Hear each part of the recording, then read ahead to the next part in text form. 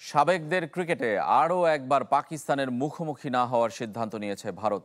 তাতেই লেজেন্ডস ক্রিকেটের ফাইনালে পৌঁছে গেছে পাকিস্তান, আর সেই চাপ ছুঁয়েছে এশিয়া কাপে। ভারতের উপর রাজনীতিবিদ আর সাবেক ক্রিকেটারদের বিরোধিতার সংখ্যা প্রতিনিয়ত বাড়ছে।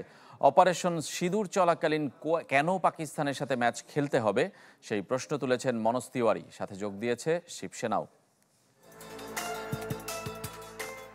আরও একবার বয়কট করল ভারত। ওয়ার্ল্ড চ্যাম্পিয়নশিপ অব লেজেন্ডসে পাকিস্তানের বিপক্ষে গ্রুপ পর্বের ম্যাচ বাতিল করেছিল যুবরাজ সিংরা। এবার টুর্নামেন্টের সেমিফাইনালেও একই ঘটনা ঘটালো টিম ইন্ডিয়ার লেজেন্ডস। শেষ চারের ম্যাচে পাকিস্তানকে পেয়ে খেলতে অস্বীকৃতি জানিয়েছে ভারত, আর তাতেই ফাইনালে উঠে গেল মোহাম্মদ হাফিজ, শোয়েব মালিকরা। লেজেন্ডস ক্রিকেটে না খেললে মূল দল কেন খেলবে পাকিস্তানের বিপক্ষে? যত সময় যাচ্ছে ততই চাপ বাড়ছে বিসিসিআইয়ের সাথে ভারত সরকারের ওপরও। বুধবার লোকসভায় ভারতের প্রধানমন্ত্রী নরেন্দ্র মোদী জানিয়েছেন, অপারেশন সিঁদুর বন্ধ হয়ে যায়নি।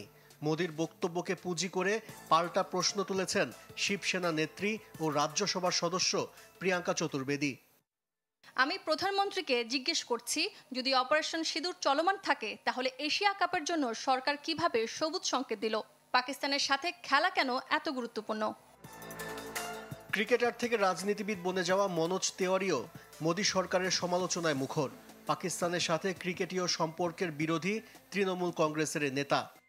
আমাদের প্রধানমন্ত্রী বলেছে অপারেশন সিঁদুর এখনো চলছে, তাহলে কিভাবে আমরা পাকিস্তানের সাথে ম্যাচ খেলতে পারি? আমি এর বিপক্ষে। চলতি সপ্তাহে ভারত পাকিস্তান ম্যাচের পক্ষে বলেছিলেন সৌরভ গাঙ্গুলি। তবে এনডিটিভির সাথে সাক্ষাৎকারে মনোভাব কিছুটা পরিবর্তন করেছেন সাবেক অধিনায়ক।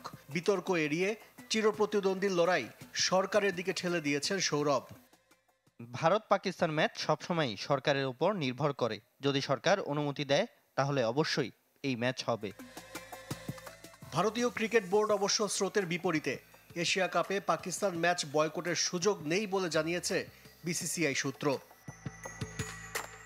আশিক রুদ্র, চ্যানেল 24।